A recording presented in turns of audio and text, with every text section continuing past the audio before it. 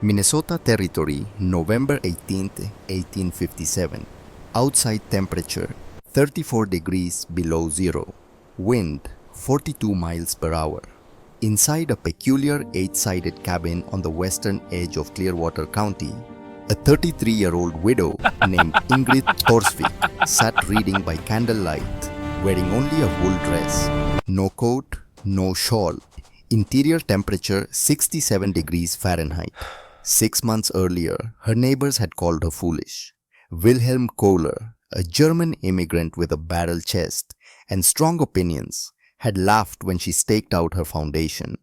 A widow building an octagon, she'll freeze in that curiosity before Christmas. That night, November 18th, the temperature stayed at 34 below for 73 hours. Wilhelm's rectangular cabin, despite a fire fed continuously with oak, maintained an interior temperature of 29 degrees. At 3:17 a.m., his 8-year-old son, Stellan, developed hypothermia, lips blue, body temperature dropping. Declan Rafferty's cabin measured 14 degrees inside.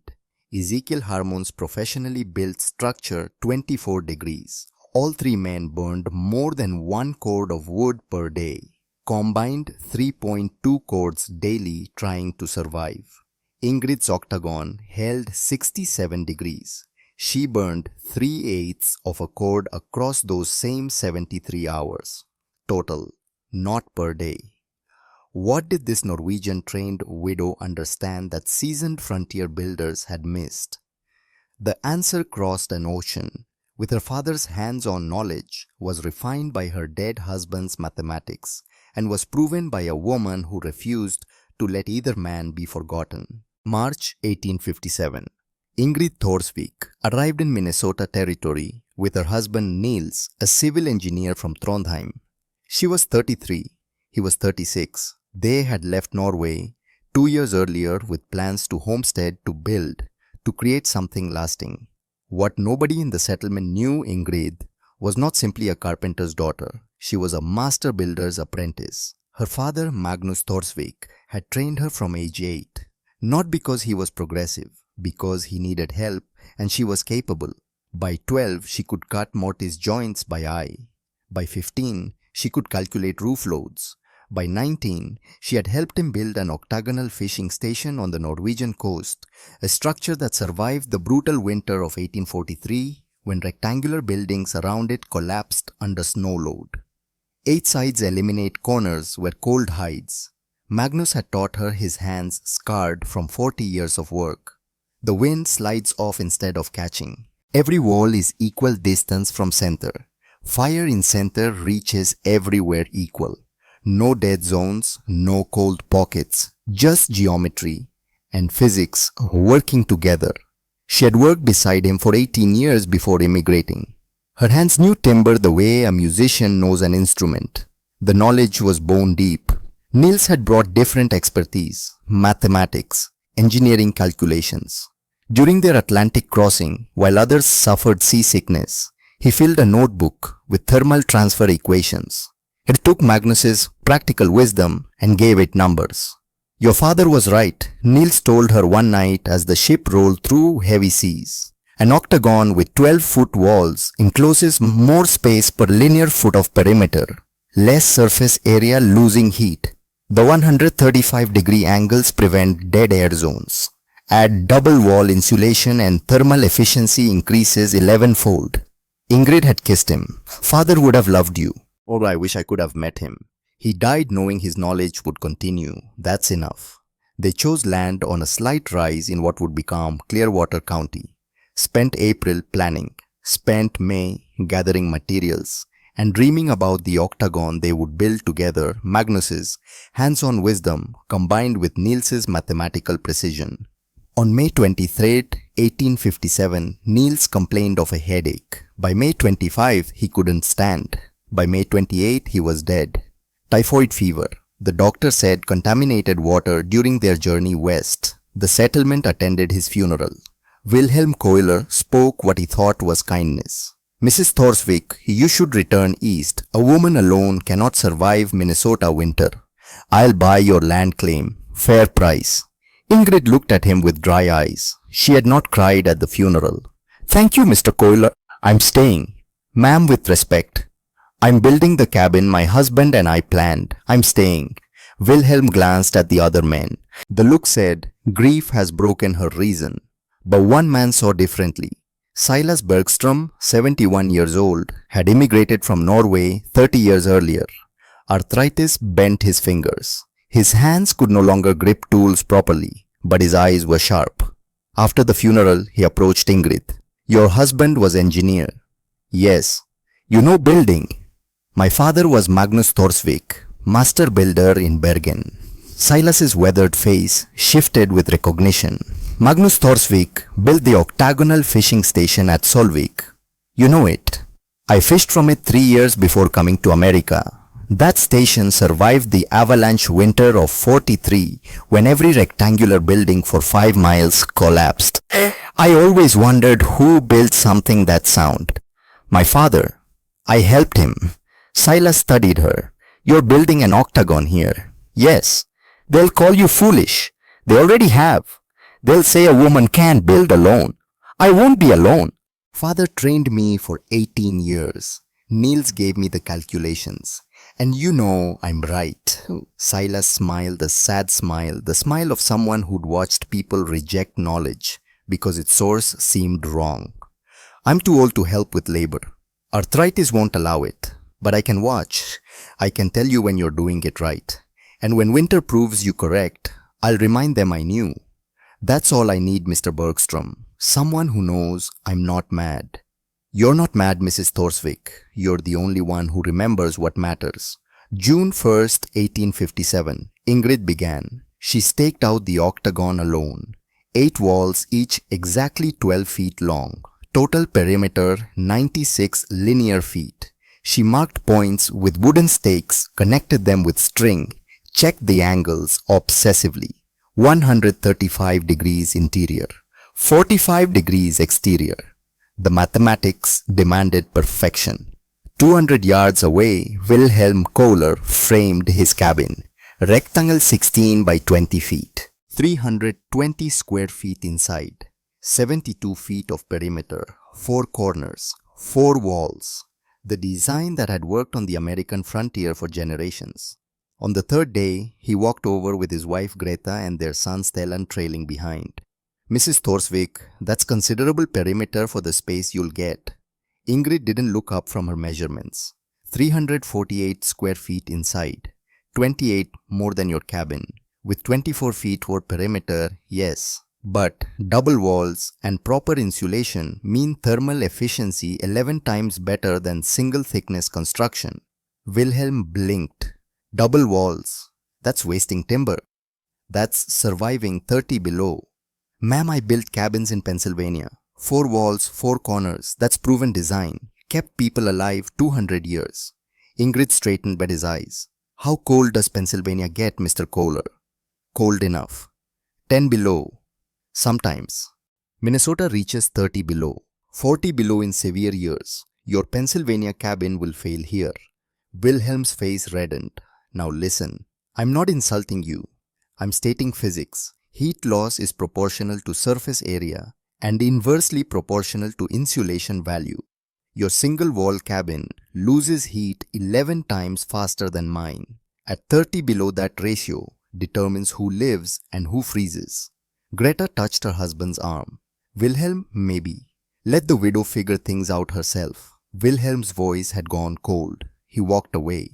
Stellan looked back once confused. Ingrid returned to her stakes. Silas, sitting in a chair he'd brought over, spoke quietly. You made an enemy.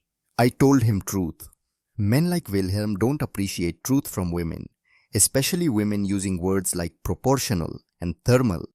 Then he'll learn the painful way. He will, but understand something, Ingrid. When winter comes and his cabin freezes, he won't think, I should have listened to the smart woman. He'll think, she used witchcraft or she got lucky.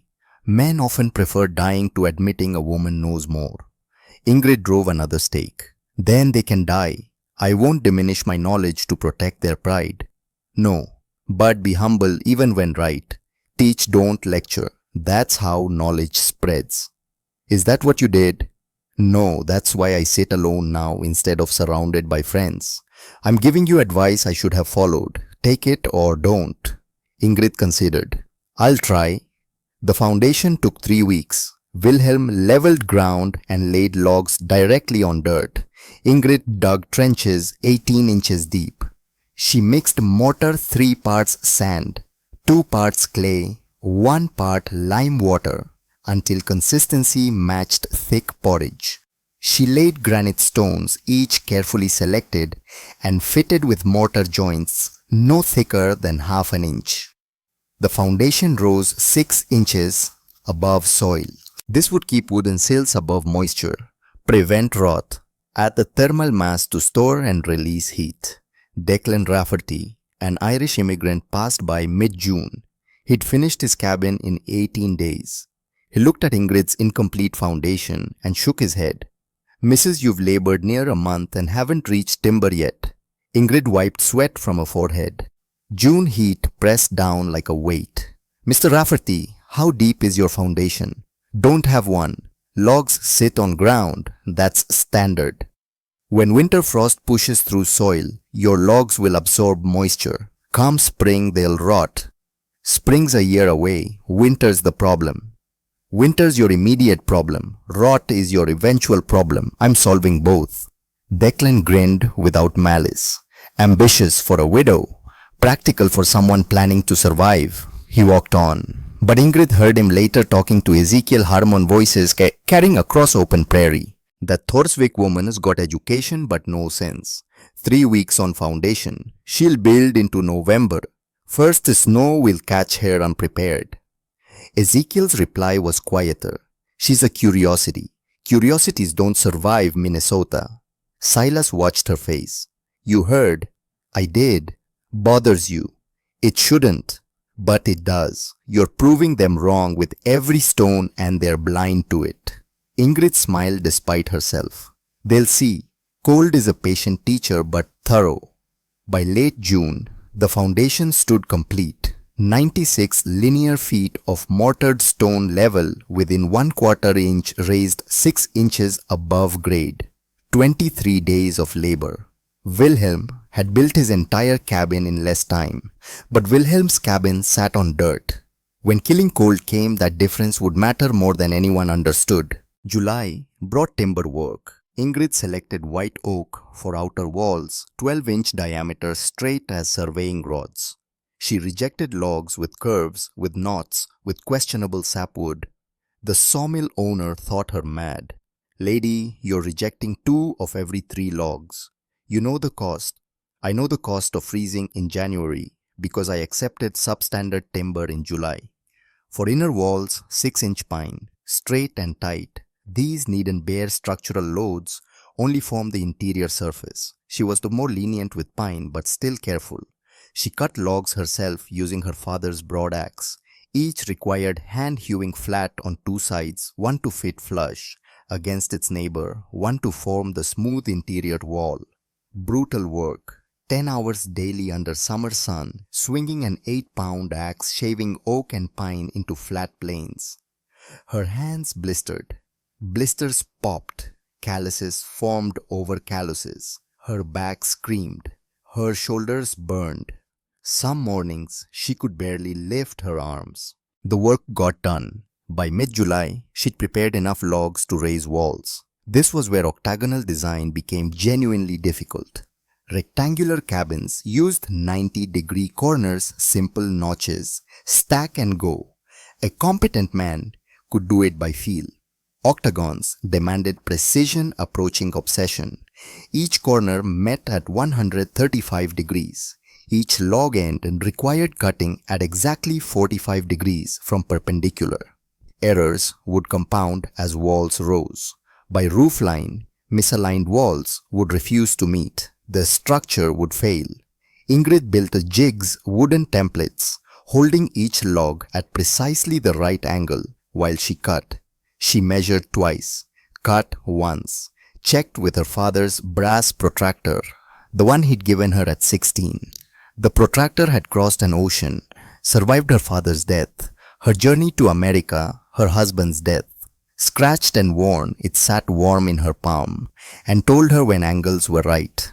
On July 15th, two hired workers arrived, men from the nearest town willing to work for wages. Ingrid had saved money from Niels's engineering fees paid before his death. She hired them to help raise the heavy outer logs. The first man was named Clarence, the second, Rudolf. Both were German immigrants recommended by someone who'd worked with them on a barn. They lasted 6 days. On day 1, they followed instructions adequately. On day 2, Clarence questioned her measurements. "Ma'am, that angle looks wrong. Should be square corner.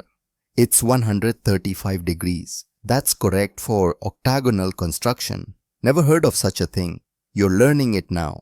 Day 3, Rudolf complained about the double wall design. "We're building 2 cabins worth of wall. This is foolish. This is insulation. The gap between walls will be packed with sawdust mixture. Never heard of that either." Day 4. Both men worked slowly, talking between themselves in German. Ingrid understood enough to catch the gist. She doesn't know what she's doing. Woman thinks she's a builder. This structure will collapse.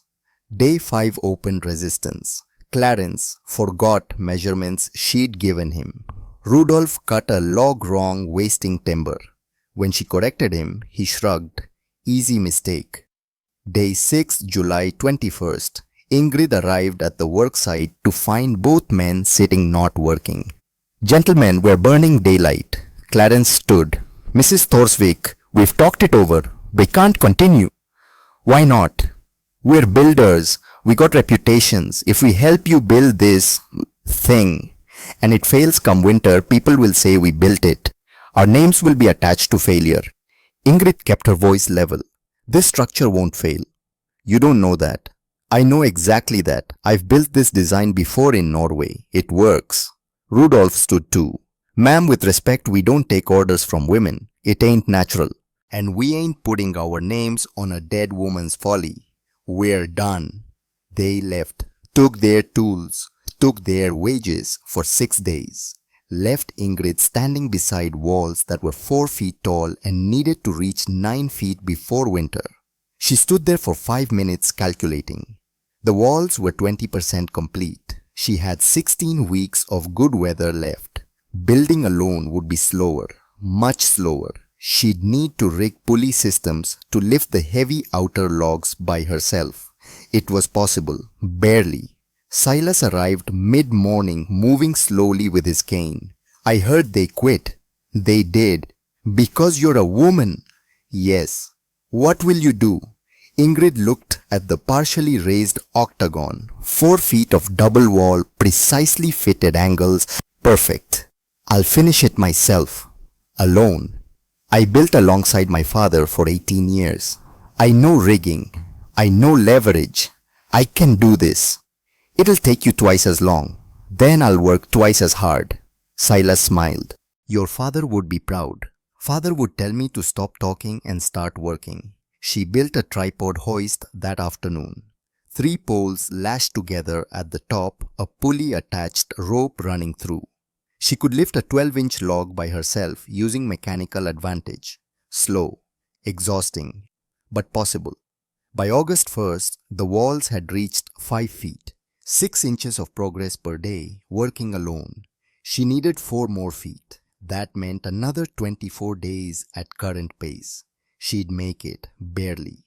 Stellan Kohler appeared one afternoon in early August. His father was away. The boy watched Ingrid work the pulley system, hauling a log into position inch by inch. "Mrs. Thorsvik." She looked down from the wall. "Yes, Stellan." "Why did your workers leave?" Honest question deserved honest answer. "They didn't want to work for a woman." "That's stupid." Ingrid smiled. "Yes, but common."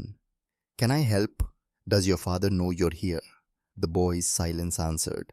"Then you should go before he comes looking, but thank you for offering." Stellan left, but he came back 3 days later, and 4 days after that, always when Wilhelm was elsewhere. Ingrid let him help with small tasks, holding tools, fetching water. The boy understood what she was building better than most adults. He asked good questions. By mid-August, the walls stood 7 feet tall. Ingrid's hands were masses of calluses and fresh blisters layered over old ones. Her back had adapted to constant pain. She worked through it. Ezekiel Harmon visited. His cabin stood complete. Professional quality. He examined Ingrid's corner joints, running his hands along the tight fits where walls met. These are professionally executed. Thank you. Where did you learn this level of craftsmanship? My father, Magnus Thorsvik, master builder, Bergen, Norway. He trained you well. Pause. Mrs. Thorsvik, I'm skeptical of octagonal design. 8 corners mean 8 potential failure points. But I'll admit your execution is flawless. If this works, it won't be luck. It'll be because you built it properly. That's all I can ask. Wait and see. I will. But understand, if you freeze this winter, the county will say I should have stopped you. And if it works, Ezekiel smiled thinly. Then I'll ask you to teach me. He left. Silas spoke from his chair. That's the closest to respect you'll get before winter. It's enough. September arrived with morning frost. Temperatures dropped to 40 degrees at dawn. Leaves turned.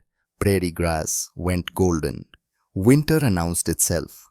Wilhelm had finished in July. Spent August stockpiling firewood, 6 cords split and stacked. He was ready. Declan finished in June. 4 cords of wood should suffice. Ezekiel's professional cabin stood complete. 7 cords of mixed oak and pine. Confident. Ingrid's octagon was 70% complete. Walls at full height, 9 feet at the peak, but the roof remained. The complicated hip roof with 8 surfaces meeting at center, and the central fireplace. She had 7 weeks of decent weather, maybe 8 if lucky. Mockery had evolved to concern. Wilhelm no longer laughed. He looked at the roofless octagon and felt something like pity. September 15th, he approached. Mrs. Thorsvik, speaking plainly, you won't finish before snow. Ingrid continued working. I'll finish October 27th. That's 6 weeks away. You need to roof this thing, build a central fireplace. That's 3 weeks minimum. I've calculated my timeline. Your calculations are wrong. Look, I'm offering help. I'll bring men. We'll frame a conventional cabin. 4 walls, simple roof. 10 days and you're under cover. This octagon will repurpose the timber. Ingrid finally looked at him. That's generous, but no. Ma'am, I'm finishing this cabin exactly as designed. October 27th. When winter comes, Mr. Kohler, this cabin will outperform yours so dramatically, you'll wish you'd built octagonal instead of rectangular. Wilhelm's jaw tightened. You're a stubborn woman. I'm a woman who understands physics. Physics won't chop your firewood. No, but physics determines how much I'll need to chop. Wilhelm didn't speak to her again for weeks. Greta came the next day with bread. Wilhelm means well. I know. He worries about you. But he worries he'll feel guilty if I die, and he didn't force me to accept help. Greta smiled sadly. That too. She set the bread down. Can I ask something? Yes. Do you truly believe this will work, or are you building it because your husband wanted it and grief has clouded your judgment? Fair question. Ingrid stopped working. Mrs. Kohler, my father, built an octagonal fishing station in Norway. It survived a winter that killed 47 people and collapsed 16 rectangular buildings. I helped him build it at 19. I know it works. My husband added mathematics proving why. I'm not building from grief. I'm building from knowledge. Greta studied her face. You're very certain. I am. Then I hope you're right, because if you freeze, Wilhelm will never forgive himself. And Stellan? She trailed off. Stellan what? He talks about you. About angles and dead zones. He thinks you're building the smartest house in Minnesota. If you die, it'll break something in him. The belief that being smart matters. Weight settled on Ingrid's chest. She hadn't considered that. I won't die, Mrs. Kohler. Promise me. I promise. Greta left. Ingrid ate the bread while working. It was good bread. October arrived with 2 inches of snow on the 5th. It melted by afternoon, but everyone saw it. Everyone understood. Winter was coming. Ingrid's walls reached full height October 7th, 80% complete. The roof remained, the 8-sided hip roof that would crown her fortress. She'd built rafter jigs in September, each rafter cut at precise angles to meet at the central peak. Niels's calculations filled his notebook. She checked them 3 times. She trusted the math, but correct mathematics could still be defeated by imperfect execution. October 10th, roof framing began. Silas watched, unable to help arthritis rendering his hands useless, except for pointing. Ridge beam must be level, he said. Half an inch off the rafters won't align. I know. Your father would weep with pride. Ingrid paused. You think so? I know so. Magnus built to last. You're doing the same. I'm building alone. You're building right. That's harder. The roof took 18 days. Climbing, measuring, cutting, fitting. Discovering errors, fixing them. Splinters and aching muscles. And moments of doubt so profound, she had to sit and breathe until they passed. October 27th, 1857. Sunset. Temperature 28 degrees. Ingrid hammered the final shingle into place and climbed down from her octagonal fortress. Silas waited below, tears in his eyes. You did it. I did. October 27th. You predicted it. I know my pace. Magnus would have wept. He did weep when we finished the fishing station. Said it was his best work. This is my best work. They stood in twilight looking at the octagon. 8 walls of double thickness logs. Hip roof designed to shed snow like water. Foundation built to last a century. Tomorrow, fireplace construction. Tomorrow, insulation. Tomorrow, preparation for the winter that would prove knowledge mattered more than tradition. But tonight, she'd done what everyone said was impossible. Built alone. Built right. First, snow began falling as she walked to Silas's cabin where she'd been sleeping. Behind her, the octagon stood silent and ready. Let winter come. She was ready. November 1st, 1857. Ingrid Thorsvik stood inside her completed octagon and began work that would determine survival or death. Walls raised, roof sound. But the 4-inch gap between double walls remained empty. 96 feet of perimeter waiting for insulation mixture that would transform timber into fortress. Outside 38 degrees. Inside with no fire built yet 42 degrees. Already the double walls provided basic insulation, but not nearly enough. She'd stockpiled materials since August. Sawdust from the mill dried 90 days until moisture content dropped below 12%. Prairie grass cut to 2-inch lengths, sun-dried until it crackled between fingers. Clay from the creek bed processed to powder. Proportions came from her father's notes refined by Niels's calculations. 60% sawdust, 30% grass, 10% clay. But Ingrid had made one modification. Niels's mathematics suggested increasing clay to 12% would add thermal mass. Clay would absorb daytime heat and release it slowly through night. Small change. 2%. But if Niels calculated correctly, that 2% could mean the difference between freezing and comfort. She mixed the first batch in a wooden trough. Sawdust first pale flakes that once were oak and pine. Then grass, fibrous and golden. Finally, clay, rust red and fine as flour. She added water, slowly mixing with a paddle until consistency felt right. Not wet enough to mold, not dry enough to settle and compress over time. Perfect mixture, no second chances. Silas arrived mid-morning, moving slowly with his cane. He examined the mixture, rubbed it between gnarled thumb and forefinger, nodded. That's right. Exactly right. Magnus used this in Bergen. I mixed it with him when I was 16. And the extra clay. Niels's idea. Thermal storage. Clever man, your husband. He was. Silas watched her work. Ingrid, there's talk in settlement. There's always talk.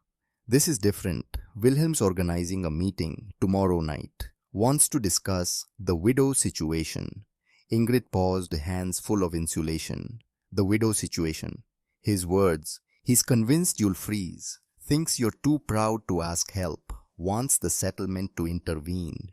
Intervene how? Force you to abandon the Octagon, move into someone's cabin for winter, probably his. Anger rose like mercury. She forced it down.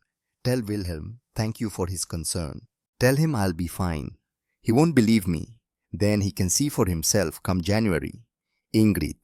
Silas, I appreciate the warning, but I'm not abandoning this. Father's knowledge is in these walls. Niels's mathematics in this insulation. If I walk away now, both men died for nothing.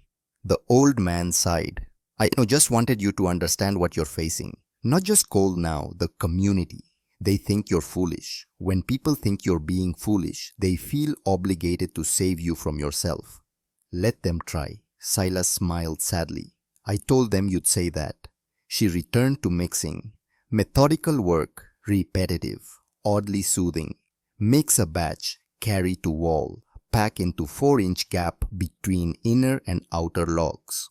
Tamp with wooden rod to eliminate air pockets. Repeat. Each section 20 minutes. Entire perimeter days. By evening she'd completed 8 feet. 88 feet remained. November 3rd brought the settlement meeting. Ingrid didn't attend. She worked on insulation while 14 adults gathered in Wilhelm's cabin to discuss her fate. Silas went, returned after dark, stamping snow from boots. Well, Wilhelm proposed 3 men forcibly relocate you. Ezekiel argued against, said you're an adult, making your own decisions, even bad ones. Declan suggested waiting until first serious cold to see if you change your mind. Greta said nothing, but her face disagreed with her husband. Conclusion: voted to give you until November 15th. If you haven't moved in by then, they'll come get you. Wilhelm's words: I won't have a woman's death on my conscience because I respected her stubbornness. Ingrid set down her tamping rod. Tell them something. What? Tell them that December 1st, when they're burning cord after cord and still freezing, they're welcome in my cabin, but I'm not moving into theirs. Silas laughed, dry wheezing sound. You'll make enemies. I'll survive. They can decide later if they want to be enemies or students. Insulation work continued. November 4th, 5th, 6th. Each day another 8 to 10 feet packed solid. The mixture worked exactly as designed. Completed sections stayed noticeably warmer than empty sections.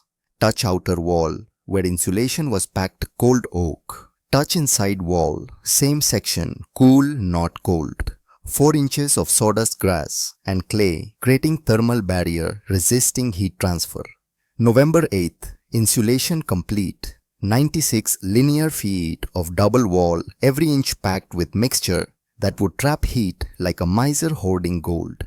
Ingrid stood at Octagon center and felt profound satisfaction. Structure sound, insulation right. Now came final element, the heart, the central fireplace. Every frontier cabin placed fireplaces against exterior walls. Logic seemed obvious. Shorter chimney meant easier construction, better draft. Simple, fast, proven. But Ingrid had watched her father explain repeatedly why this was wrong. Fireplace against exterior wall. Magnus had told 14-year-old Ingrid, while building a home in Solvik, the stones absorb heat from fire. That heat conducts directly through a wall to outside. Stones become a bridge highway for warmth to escape. Worse, fire radiates one direction only. Half the heat goes into room, other half into wall, then outside. You lose 50% before it does any good. What's the solution? Young Ingrid had asked. Center the fireplace. Let it radiate all directions. Let stones store heat and release it inward, not outward.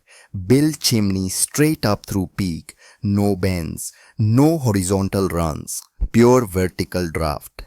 She'd helped him build 3 central fireplaces in Norway. Watched them work. Now with November cold seeping through walls, and winter announcing itself in every morning's frost, she would build one herself. Hearth foundation first. She'd saved her best granite stones the size of a man's head, fitted with mortar joints thin as knife blades. Foundation circular 6 feet diameter, positioned exactly at Octagon center. She checked placement obsessively. 6 inches off center meant uneven heat distribution. Mathematics demanded perfection. First course rose 12 inches. Second course 18. By fourth course, hearth stood 3 feet tall and firebox took shape. 30 inches wide, 24 inches deep, 32 inches tall inside, large enough to burn substantial logs, small enough that heat would radiate efficiently rather than vanishing in cavernous opening.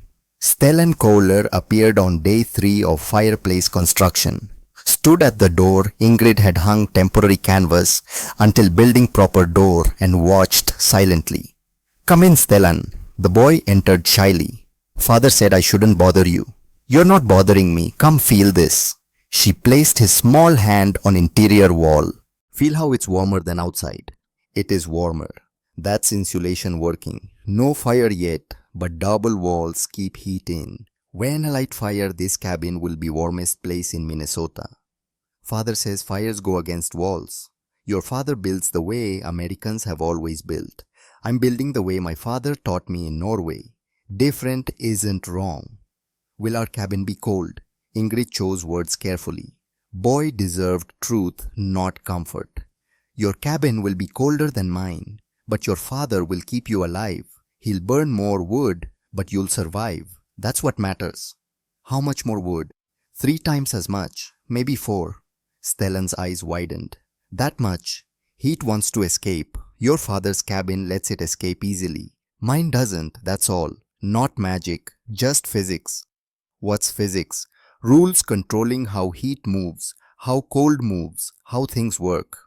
"Father says you don't need rules, just common sense." Ingrid smiled. "Common sense is fine for common problems. 30 below zero is uncommon. That's when you need to understand the rules." Stellan looked at the rising fireplace. "It's pretty, like a tower. It's functional. Pretty is bonus." The boy left. The conversation lingered. Stellan understood more than his father credited. Fireplace took 6 days. 6 days lifting stones, mixing mortar, checking, plumb checking, level building, firebox walls with careful inward angle that would radiate heat forward. November 13th, she built the throat narrow opening where smoke would funnel into chimney. November 14th, chimney began rising straight through Octagon center toward roof peak, 20 feet above. Chimney was most critical element. Too wide, weak draft. Too narrow, smoke backup. Her father's formula firebox width times 0.75 equals chimney diameter. 30 inches times 0.75 equals 22.5 inches. She built it 22 inches across. Close enough. Wilhelm came by November 14th, late afternoon. Temperature 24 degrees. Real cold approaching. Everyone felt it. He stood at the door, didn't enter, just looked. "Mrs. Thorsvik, it's November 14th. "I'm aware. Tomorrow's the 15th, day we agreed you'd relocate if you hadn't changed your mind." "I agreed to nothing. You made a decision. I ignored it." Wilhelm's jaw tightened. "Ma'am, I'm trying to save your life." "I don't need saving. That fireplace in room center, how will you vent it? Chimney through roof means snow leaking all winter. Chimney is sealed. Opening flashed with copper sheet. No snow will leak. And draft chimney that tall will never draw properly. It'll draw perfectly. Straight vertical rise. No bends. Better draft than your wall-mounted chimney with its horizontal run." "You're guessing." "I'm applying knowledge. My father spent 40 years accumulating." Wilhelm was quiet. When he spoke again, his voice had changed. Less aggressive, more uncertain. "Mrs. Thorsvik, what if you're wrong?" "Then I'll die."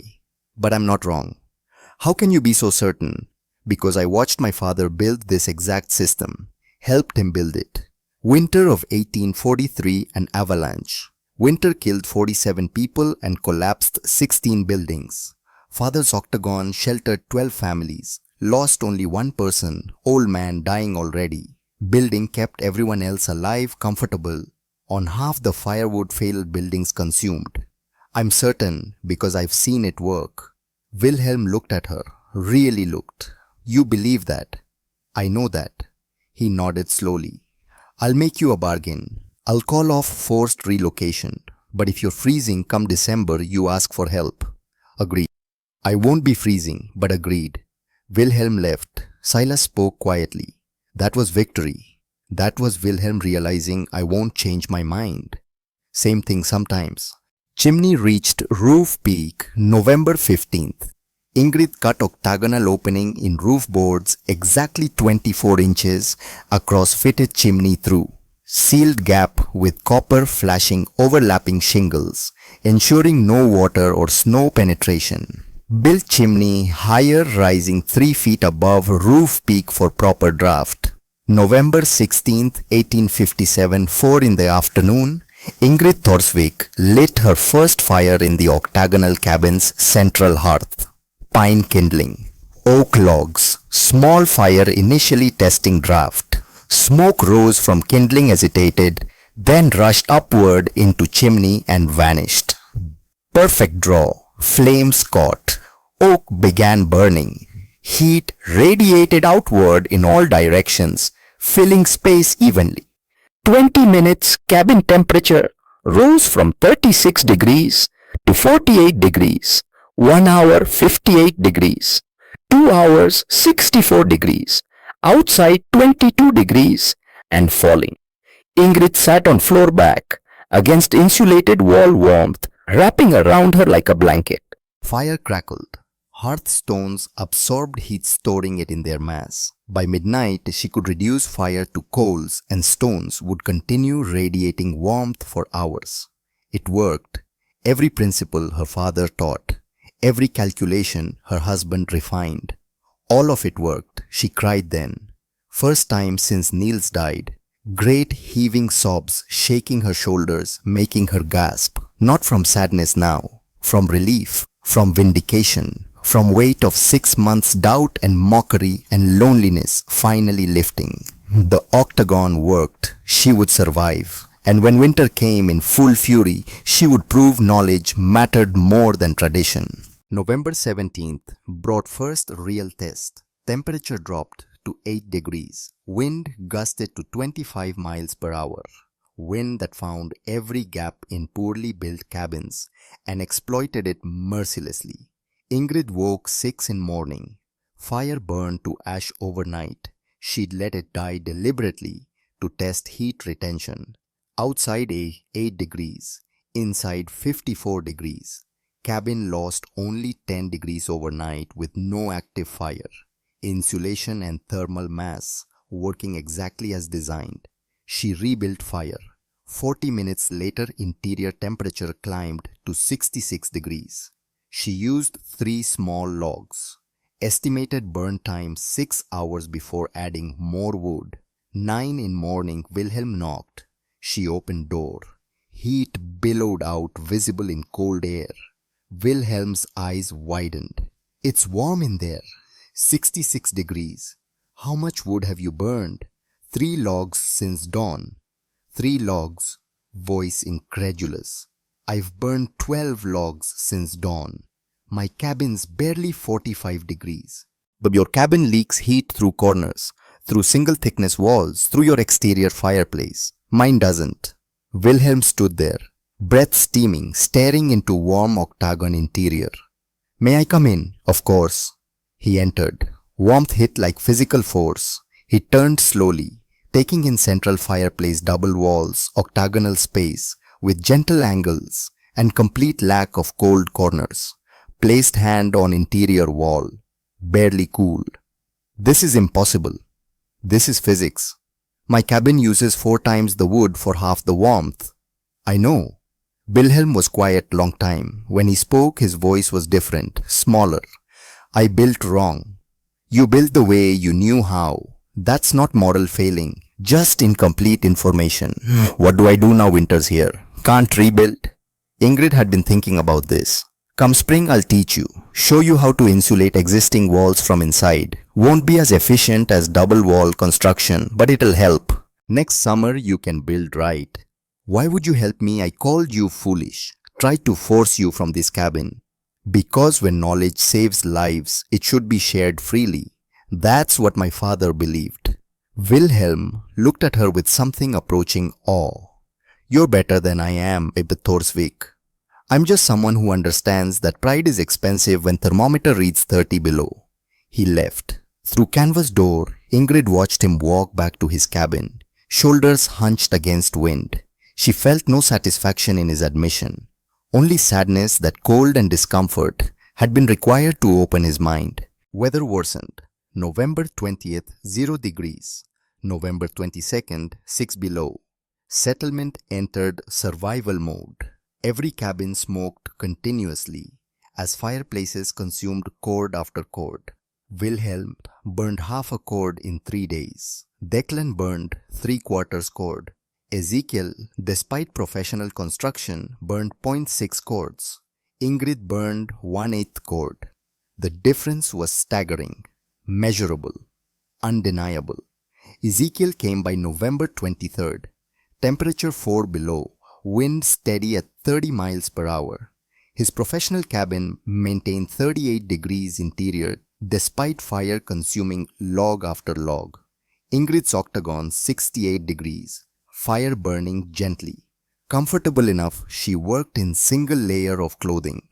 Ezekiel L. stood inside silent 1 full minute. Then, explain this, every detail. I need to understand what I did wrong. Next hour, Ingrid walked him through principles. Double walls creating insulating cavity.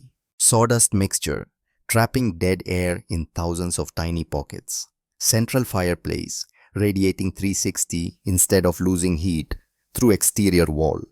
Octagonal angles, eliminating cold air traps. Thermal mass of stone hearth storing and releasing heat.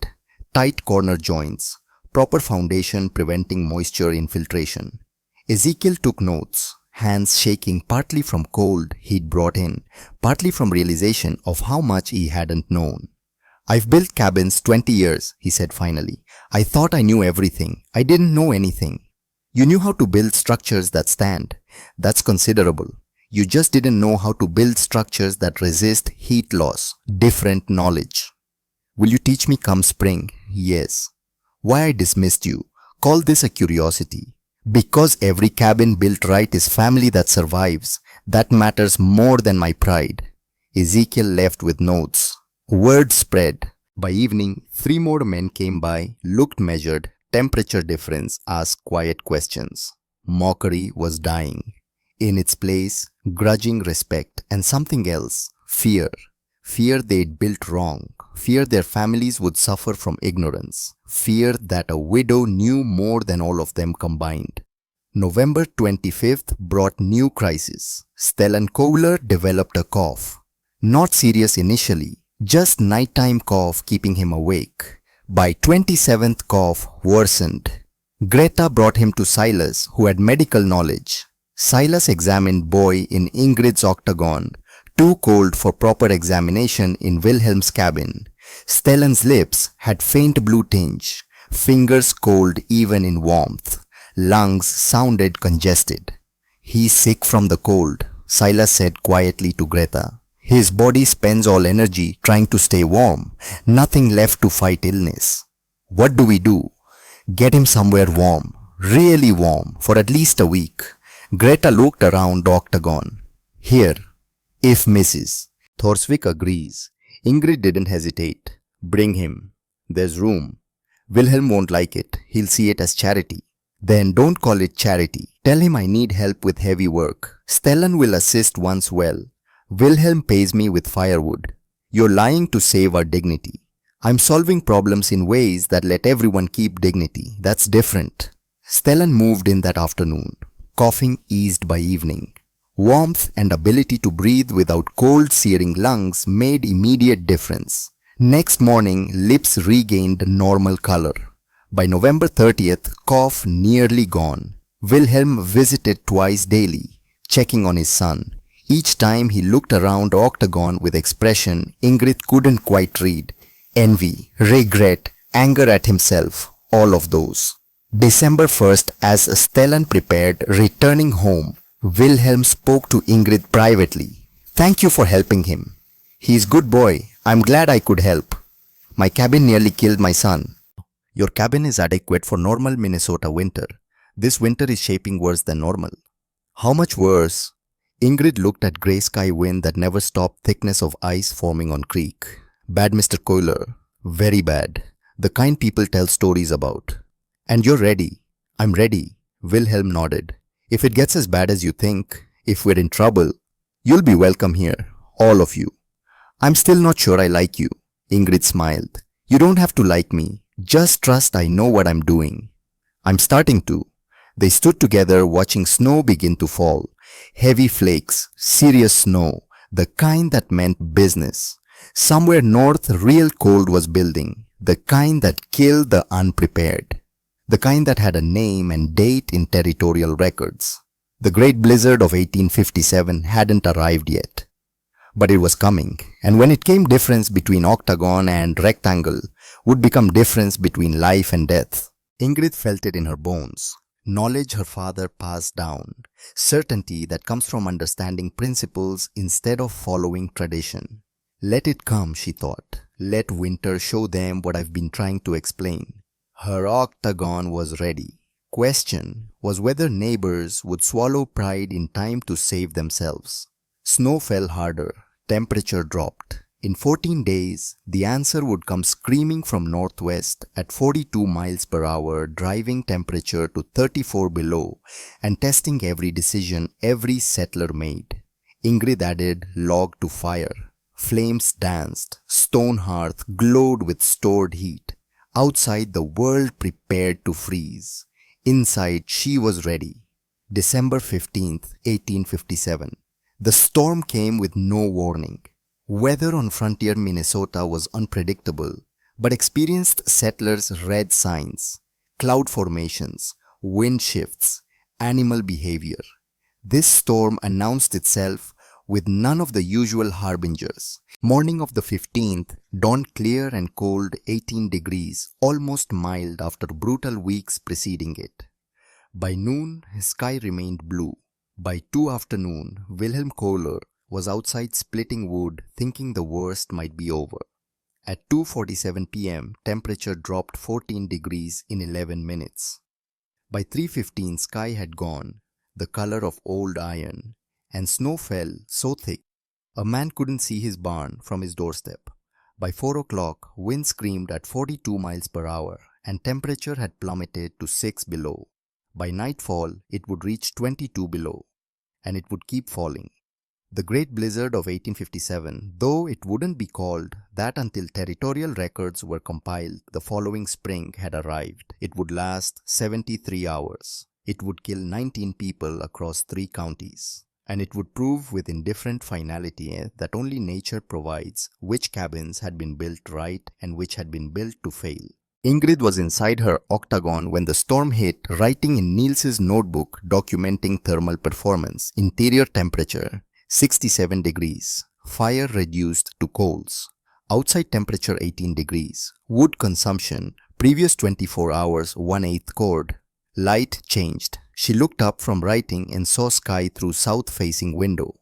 Iron grey, moving fast. She'd seen skies like that in Norway. Nothing good followed. She walked to her woodpile. She'd been keeping weeks' worth of split wood inside cabin, stacked against interior walls near fireplace, and calculated quickly. If storm lasted 3 days at brutal temperatures, she'd need perhaps half a cord. She had 3/4 cord inside. Another 2 cords stacked outside under cover, though accessing them in blizzard would be difficult. She was prepared. Octagon sealed. Insulation sound. Chimney would draft properly even in high wind. She designed it for exactly these conditions. She added 2 logs to fire, not because she needed them yet, but because stone hearth would absorb and store their heat, building thermal mass before worst cold arrived. Outside temperature continued dropping. 21 below by 8 o'clock. 26 below by 10. Wind never stopped. It found Wilhelm's cabin and Declan's cabin and Ezekiel's cabin and tested every gap, every poorly fitted log, every corner creating dead zones where heat couldn't reach. Midnight, December 16th. Temperature reached 30 below. 2 a.m. 32 below. 3 a.m. 34 below. And there it stayed. Wilhelm Kohler was burning wood like a man possessed. He'd fed his fireplace continuously since 4 afternoon. Log after log after log. Oak and pine and some green wood he'd saved for spring, but burned now because he had no choice. Fire roared, flames climbed high, heat poured into rectangular cabin. The cabin stayed cold, 42 degrees at 8 o'clock, 38 degrees at 10. By midnight, despite massive fire consuming one log every 20 minutes, interior temperature dropped to 32 degrees. Freezing, literally freezing. Greta wrapped Stellan in every blanket they owned. Boy had recovered from cough during his week in Ingrid's warmth, but now he shivered again. Teeth chattered. Wilhelm built fire even higher, but heat vanished into cold corners, bled through single thickness walls, escaped through fireplace, acting as thermal bridge conducting precious warmth directly to outside air. 1 a.m. interior temperature 29 degrees, 2 a.m. 26 degrees. Greta cried softly, holding Stellan, trying to warm him with her own body heat. Wilhelm stood by fireplace, feeding it log after log, watching his carefully accumulated wood pile disappear into flames that accomplished nothing. At 3:17 a.m., Greta screamed. Stellan had stopped shivering, lips blue, skin cold despite layers of wool, breathing shallow and rapid. Symptoms unmistakable to anyone who'd spent time on frontier. Hypothermia, boy's core temperature dropping, body shutting down. Wilhelm dropped the log he was holding, stared at his son. For one terrible moment, he was paralyzed by understanding of what was happening. His cabin, his traditionally built, proven design cabin, was killing his child. "Get him to the widow," Wilhelm said, voice hoarse. "Wilhelm, now Greta, get him to Mrs. Thorsvik, now." Wilhelm wrapped Stellan in heavy blanket, lifted him. Boy weighed almost nothing, all weight was wool, and carried him to door. Wind hit like a fist, 34 below, 42 mile per hour wind. Wind chill past 70 below.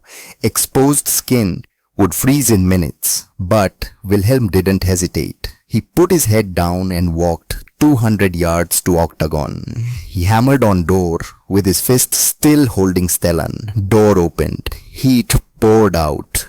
Ingrid stood there in single wool dress, face calm as if she'd been expecting this. "He's dying," Wilhelm said. "My son is dying. Please, please help him." Ingrid took Stellan from his arms. "Bring Greta. Bring whatever food you have. Your remaining firewood. You're staying here." "I can't. Your cabin is uninhabitable. You know it. I know it. Bring your family. Now." Wilhelm looked at her. This woman he'd mocked. This woman he'd called foolish. This woman standing in 65-degree warmth while his son was dying 200 yards away. "Thank you," he whispered. "Thank me by surviving. Go get Greta." Wilhelm ran back through blizzard. Within 20 minutes, his entire family was inside Octagon. Greta, Stellan, Wilhelm himself. Ingrid laid Stellan by fire, not too close, but close enough. Wrapped him in dry blankets. The ones he'd been wrapped in were damp with condensation from his breath. Made him drink warm water, just sips slowly. Boy's core temperature had dropped, but not catastrophically. Not yet. Another hour in that cabin and his heart would have stopped. 30 minutes, color returned to his face. 1 hour, sleeping peacefully, breathing normal, skin warm. Greta sat beside him, crying silently. Wilhelm stood by fireplace, watching his son recover, watching fire burn gently, so much less wood than he'd been burning, yet so much more warmth. 4 a.m. another knock. Declan Rafferty, face white with frostbite, hands shaking. "Mrs. Thorsvik, my cabin, I can't. 14 degrees inside. I've burned everything. No more wood, please." "Come in." Declan entered, saw the coilers, saw the warmth, saw Stellan sleeping peacefully by fire, started crying, big, gasping sobs. I thought I was going to die tonight, freeze to death in my own cabin. You're safe now, sit by fire. 5:30, Ezekiel Harmon arrived, professional carpenter, man with 20 years experience. His cabin, expertly constructed, properly chinked, professionally built cabin, maintained interior temperature of 22 degrees. 22 degrees with fire-consuming wood at unsustainable rate. Mrs. Thorsvik, he said quietly, I was wrong about everything. Come in for Harmon. By 6 morning, 6 people occupied Octagon, Wilhelm's family of 3, Declan, Ezekiel, and Ingrid. Interior temperature with 6 bodies adding their heat had risen to 68 degrees. Ingrid burned 1 additional small log per hour, barely more than she'd been burning alone. Octagon was designed for this. 8 sides, no cold corners, central fireplace radiating in all directions, double wall insulation preventing heat loss. Every principle her father taught, every calculation her husband refined, working exactly as intended. Outside storm screamed. Inside 6 people sat in warmth while thermometer outside read 34 below. They stayed 3 days, 73 hours. Storm never let up. Temperature never rose above 30 below. Wind never stopped howling. The kind of storm that became legend. The kind settlers talked about for decades. The kind that killed the unprepared and tested even the prepared. Inside Octagon, life continued almost normally. Ingrid had stocked food, anticipating long winter. Dried beans, salted meat, flour, cornmeal, enough for 1 person for 4 months.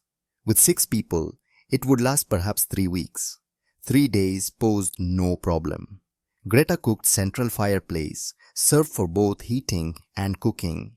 Another efficiency wall-mounted fireplaces couldn't match. They ate together, slept in shifts, bodies arranged around octagonal perimeter. Everyone within equal distance of fire's warmth. And Ingrid taught. Ezekiel, professional pride thoroughly demolished, asked questions.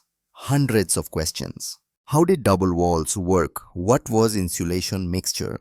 Why central fireplace instead of wall-mounted? How did octagonal angles affect heat distribution? How much did stone thermal mass contribute? Moisture, structural integrity, wind load on unusual roof shape. Ingrid answered everything. Showed him Niels's notebook with calculations, explained her father's principles, walked him through construction process step by step. Ezekiel took notes with hands that had regained warmth, filling page after page with sketches and measurements and principles he'd never learned in 20 years of building. Wilhelm listened too, less technical in questions, but paying attention. Why didn't anyone teach this before? Why did we all build wrong? You built what you knew, Ingrid said. American frontier tradition says 4 walls wall, fireplace, single thickness logs. That works fine in Pennsylvania, where it gets to 10 below. Doesn't work here where it gets to 30 below. No one told you, because no one here knew different. They were all building from same tradition. But you knew. My father knew. He learned it in Norway, where 30 below is normal. He taught me. My husband added mathematics proving why it worked. I'm just the one who remembered and applied it. Declan spoke up. Will you teach us? Come spring, show us how to build like this. Yes. Why we mocked you, called you foolish. Ingrid looked around at 6 faces watching her. My father believed a master builder's responsibility isn't being the only one who knows, it's making sure everyone knows. That's how communities survive. Wilhelm looked at her long moment. Your father was wise man. He was. He deserves credit for this, not me. You're the one who built it. I'm the one who remembered. That's different. Storm began breaking morning of December 18th. Wind dropped, snow thinned. By noon, sun appeared weak and pale but undeniable. Temperature still 28 below but without wind. Cold was survivable, manageable. They ventured outside in groups. Wilhelm checked his cabin. Interior temperature had dropped to 8 degrees. 8 degrees. If his family had stayed, they'd all be dead. No question, no maybe. Dead. He returned to Octagon, silent. Face said everything. Ezekiel checked his cabin. 20 degrees inside. Professional construction. Expert craftsmanship. Completely inadequate for reality of Minnesota winter. Declan's cabin was 6 degrees inside. He didn't even go all the way in. Just opened door, felt cold, pouring out like water from bucket. Closed it again. They returned to Octagon, sat by fire, stared at flames. We have to rebuild, Ezekiel said finally. All of us. Everything we built is wrong. Spring, Ingrid said. We'll start in spring. I'll teach you everything. For now, you're all welcome to stay here until you can safely heat your own cabins again. It'll take a few days of moderate weather. You'd shelter us that long? Wilhelm asked. I have food, wood, space. Why wouldn't I? Because we were cruel to you. Ingrid smiled sadly. Mr. Kohler, my father taught me that wasting energy on revenge when you could be building something better is the real foolishness. They stayed 4 more days. Temperature moderated to 10 below. Manageable. They returned to cabins in shifts, rebuilt fires, discovered how much wood they'd need to burn to keep even barely habitable temperatures. Wilhelm went through 1 cord every 6 days. Ezekiel 0.8 cords per week. Declan had burned through entire stockpile and was burning furniture again. Ingrid had burned less than 1 cord total through entire storm period. Mathematics undeniable. Evidence irrefutable. Word spread. By Christmas, settlers from 5 miles away came to look at Octagon. They measured temperature, counted wood consumption, examined construction, asked Ingrid to teach them. She agreed. All of them. She would teach anyone who wanted to learn. Silas, who'd weathered storm in his own small cabin, adequate because he'd been warned by Ingrid and packed additional insulation into walls before storm, watched transformation with satisfaction. Your father would be proud, he told Ingrid on quiet afternoon, between Christmas and New Year. I hope so. I know so. Magnus believed knowledge was meant to spread. You're honoring that. I'm just doing what's right. That's what makes you like him. Spring came late in 1858. Snow didn't melt until mid-April. But when it did, building began. Ezekiel Harmon was first. He had spent winters studying Ingrid's construction, measuring, calculating, planning. His new cabin would be octagonal, 12-foot sides, double walls, central fireplace. Everything Ingrid had proven worked. He broke ground April 20th. By July 1st, the structure was complete. By following winter, Ezekiel's Octagon was second warmest cabin in county, second only to Ingrid's. Wilhelm rebuilt 2. Not octagon, his lot wasn't large enough, but hexagon, 6 sides instead of 8. Still no sharp corners, still double-walled, still central fireplace, not as efficient as octagon, but 3 times more efficient than his old rectangle. Declan learned, adapted, built small octagon, designed for single man, worked beautifully. By fall 1858, 7 octagonal or hexagonal structures stood within 5 miles of Ingrid's original cabin. By spring 1859, number grew to 40. Sawmills began pre-cutting 135-degree angle joints because enough builders requested them that it made economic sense. Territorial surveyor visited summer 1859. He documented octagonal structures, measured fuel efficiency, interviewed builders. His report to St. Paul was unambiguous. Octagonal construction as pioneered by Mrs. Ingrid Thorsvik of Clearwater County demonstrates superior thermal efficiency in extreme cold climates. Fuel consumption reduced by 60 to 70% compared to traditional rectangular construction. Recommend adoption for all frontier settlements in Minnesota and Dakota territories. Report reached Washington. Government official arrived summer 1860 to commission Ingrid to write construction guidelines. She agreed on one condition: manual would be titled Magnus Thorsvik's Arctic Building Methods, with subtitle crediting her husband's mathematical refinements. She would accept no personal glory. This was her father's knowledge, her husband's mathematics. She was merely the one who remembered and demonstrated. Manual published 1861, distributed free to every settlement office in Minnesota, Dakota, and Montana territories. Hundreds of families built using its principles. Thousands of lives saved over following decades. Silas Bergstrom died peacefully March 1862. He was 76 years old. Passed away in Ingrid's Octagon, where he'd been staying after bad fall made living alone impossible. Last words to Ingrid. You proved them all wrong. Magnus would have wept with joy. I just remembered what he taught. That's all any of us can do. Remember good things we're taught and pass them forward. He died that night, warm, comfortable, surrounded by proof that knowledge mattered. Wilhelm Kohler became one of Ingrid's closest friends. Man who'd mocked her, who'd tried to force her to abandon her cabin, who'd nearly let pride kill his son. He learned humility that winter, learned to listen, became one of strongest advocates for octagonal construction in territory. Ezekiel Harmon established construction business specializing in octagonal buildings. By 1865, he'd built 43 octagons and hexagons across Minnesota and Dakota. Everyone bore small plaque, built using Magnus Torsvik principles as demonstrated by Ingrid Torsvik. Stellan Kohler, the boy whose near death had driven his father to Ingrid's door, became carpenter. He apprenticed with Ezekiel, built his first octagon at 19, would build 73 more over his lifetime. Never forgot the woman who saved his life and taught him that intelligence mattered more than tradition. By 1865, 287 octagonal or hexagonal structures stood across Minnesota, Dakota, and Montana territories. Design tested by multiple severe winters. Fuel efficiency numbers consistent 60 to 70%. Reduction in wood consumption compared to traditional rectangular cabins.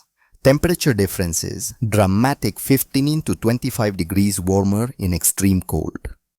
Territorial government estimated that octagonal construction prevented approximately 400 deaths in 7 years, since Ingrid's cabin proved concept. As design spread and more structures built, that number would grow.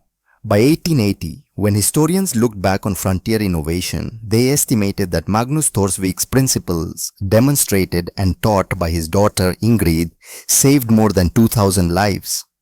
2,000 people who would have frozen in rectangular cabins but survived in octagonal ones. 2,000 families who didn't lose fathers or mothers or children to cold.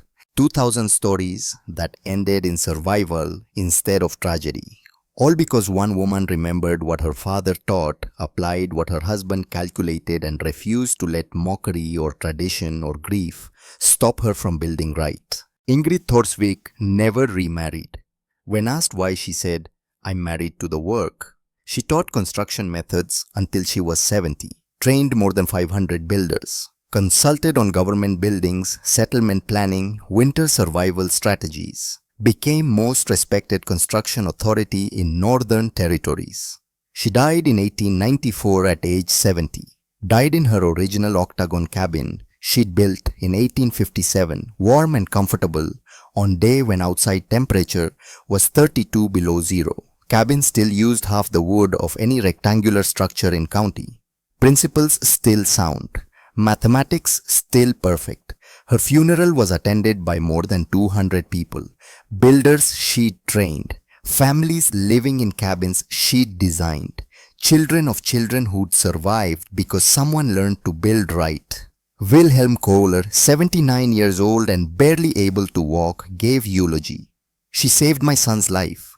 She saved my life. She taught me that knowledge matters more than pride.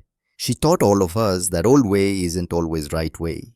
And she did it with humility and patience and kindness none of us deserved." Octagon still stands in Clearwater County, Minnesota. Designate a National Historic Landmark 1978. Visitors can tour it. See double walls, central fireplace, octagonal space with gentle angles and complete absence of cold corners. read plaques explaining Magnus Thorsvik's principles and Niels Thorsvik's calculations and Ingrid Thorsvik's demonstration. On cold days when thermometer drops below zero and wind howls across prairie ranges, light fire in central hearth. Within hour, interior temperature climbs to 65 degrees. Same temperature Ingrid maintained in 1857. Same principles, same physics, same proof that knowledge carefully preserved and humbly shared saves lives across generations. Octagon remembers. In remembering, it teaches still. Some wisdom is timeless. Some knowledge is eternal.